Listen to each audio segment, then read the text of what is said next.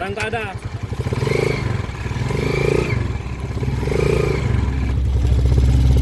Oy, goodbye meow meow. Oh, pare Jason, baka naman. Okay, iniwan ni Boss Jason de la Cruz, pare Jason de la Cruz ng Sapang Moncada Tarlac, yung gumawa ng kulong-kulong natin. Sinuwap muna niya yung motor niya dahil ayusin natin tong motor niya. Malakas na yung pusa. O, palitan natin ng brusko pang gilid. Arangkada.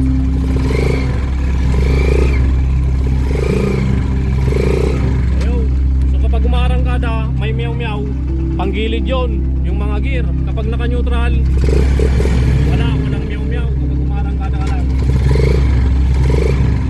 Okay, palitan natin ng brusko panggilid to para kay pare Jason de la Cruz ng Sapang Moncada Tarlac.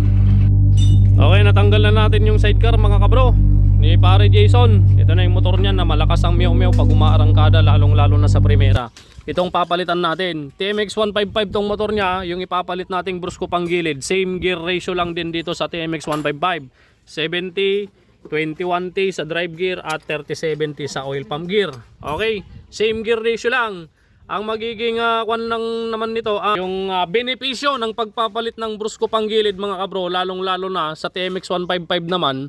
Kapag may halinghing na, ayun, papalitan natin para mawala yung pusa sa umarangkada mga kabro. Sa mga Alpha 125 low speed, mga China, Rossi, Motorstar at kahit anong China push rod, pwede rin ipalit yung brusko panggilid mga kabro para maging high speed at the same time mawawala din yung halinghing mga kabro. Meow meow.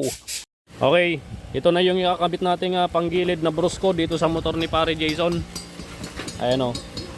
Ito yung clutch housing. Yan, clutch housing na makapalang gear mga kabro. Then yung drive gear.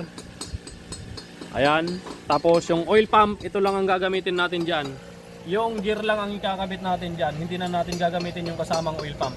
Sige, kabit mo na. Yung dating oil pump pa rin ang gagamitin natin mga kabro. Ayan, naikabit na yung oil pump gear mga kabro. Stock oil pump yung ginamit natin. Tapos, ayan o, bumabomba na kagad ng langis o. Lagay mo yung housing. Alright. Okay, yan. Brusko panggilid set sa 155. Okay, tignan natin kung mawawala yung meow meow mamaya. A few moments later. Okay, tapos na mga kabro yung motor ni pare Jason de la Cruz. Napalitan na natin ng brusko panggilid set. Pandarin na natin. Okay. Kapag ganyan, walang meow meow. Kapag arangkada, yun yung malakas ang meow meow kanina. Oy, goodbye meow meow. Oh my God! Wow! Oh, pare Jason, baka naman. Shoutout kay Uncle Bert. Uncle Bert. Yo. Oh, arangkada.